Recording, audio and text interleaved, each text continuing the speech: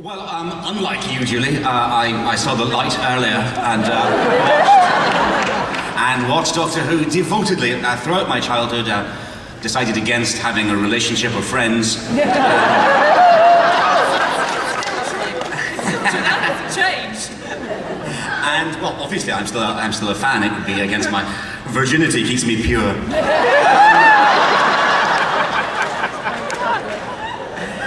When Doctor Who came back, I mean, it was a very, very sort of weird thing for me because a lot of me just wanted to enjoy it as a fanboy, which I did. I just you know, watched it and loved it. And then after a while, and rather surprisingly, it was my show, you know, because it was The Empty Child, and it is sort of like watching The West Wing or something. And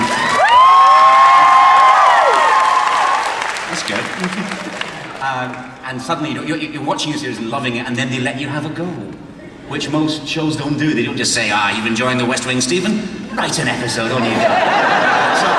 So it is like, you know, being on a fantastic aeroplane, and the occasion they say, do you want to show it driving? Pop down the front. Actually, it's not at all like that, because that would be bloody terrifying. So it's a lot better than that. In fact, it was a very, very bad comparison. The truth about Doctor Who, and it's time somebody told the truth about Doctor Who, is in Britain, if you went around the country on a Saturday to all the places that children are with their parents, what you would hear all the time is, just echoing, it happens to me all the time, that you hear, if you're not good, you won't see Doctor Who. And that's where fandom comes from. Because every time these kids watch Doctor Who, they think, oh, it's good today. And that stays with you. Every time you watch it, you think, yeah, I'm good. And frankly, in the event, and it doesn't happen that often, they give you the show entirely. You think you must be the best behaved boy in the whole country. The rest of you, frankly, put your socks up. Good boy. Because what I can tell you about Stephen Moffat is he's not the best behaved boy in the show. Because after The Empty Child, you know, we said, okay, right, so we've got a single episode, you know, and he was really busy and that's all he had the time to write. So it was like a girl in a fireplace, okay. So I remember getting the script for the first time, and the first page, I'm sure you did this deliberately, first page was like exterior Versailles, interior Versailles, you had the clockwork monsters chasing down the corridor, and you think, okay, I know where I am, this is good, I can see what the story of the week is going to be, this is going to be really straightforward. Turn the page, exterior spaceship. And you're like, where did this become contained for the budget? What do you mean? And then you spend all the time intercutting between Versailles, 18th century France, that's not easy in Cardiff. And then you go to a spaceship, that's not so easy in Cardiff. And then a horse leaps through a mirror. It's just naughty. Yeah, well, otherwise it would just have been people in frocks talking about boring stuff. I managed, it's actually 2 pages of costume drama before the spaceship, and that's about as much time as I can stand to watch period drama. So what I really want to happen when I'm watching some old period drama is, oh, come on, alien death machine kills the Lord.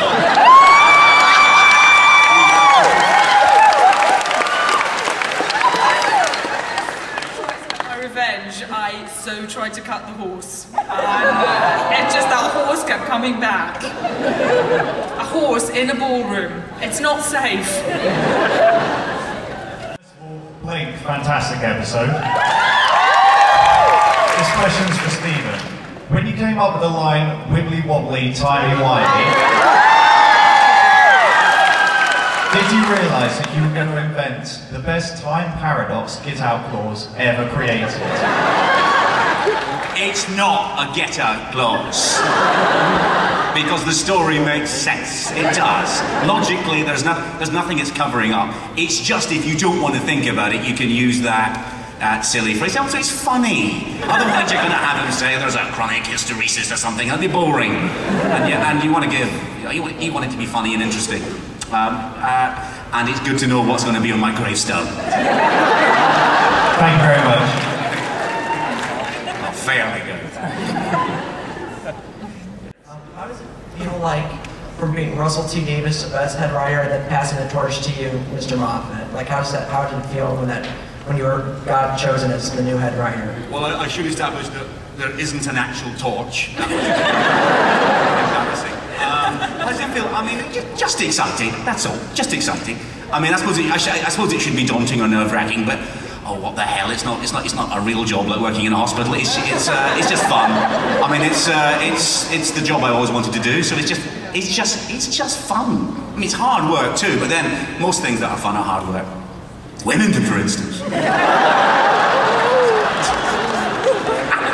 Russell and I have already said to Stephen that he has to make sure that we're invited to the launch of season 5. Otherwise, we'll be outside the press launch, you know, with our noses pressed up to the glass of the window, trying to, you know, get in.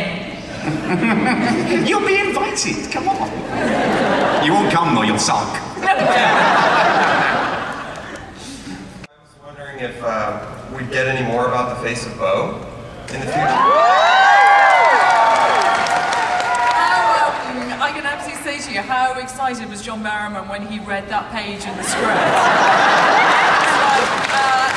He was filming with us, and I kept texting him saying, "Have you read the script yet? But you know, if you read it, read from the start. Don't jump to the end." Because everyone kept laughing with him, and you know, constantly the crew kept saying to him, "Oh my God, have you got to page 48 yet?" And so he was getting more anxious, and Nakamura, who plays Tosh in Torture, was with him, and she says she heard the scream of when he realised he was indeed the Face of Boe.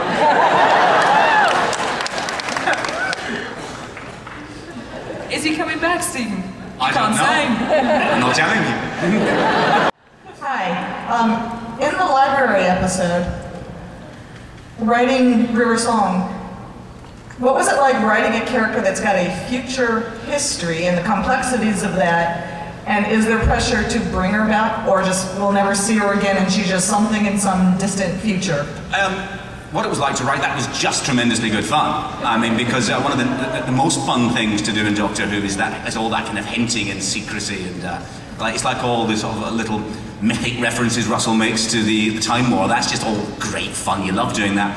As to, well, we know the Doctor will see her again, but he may just sneak out the TARDIS late one night. A little champagne and a corsage.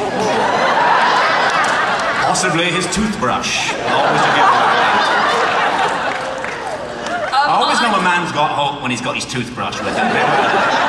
But if you take my advice, never on a first date accidentally drop your toothbrush on the table as you get your wallet to pay, because that's just embarrassing. There's no way out of that. That looks hopeful. It sounds like this is from personal experience. I'm not saying. You don't. Then where can you go with it? It's like, you see, I like to clean my teeth unexpectedly. I need a benefit of surprise. I've got a... Or handcuffs. Don't drop handcuffs. Really bad. Shrunken head of a former lover, also bad. I'm stopping us on this riff. I've got my own River Song question, Stephen. Sorry? I've got a question about River Song. Have you? Yes. Is she his wife?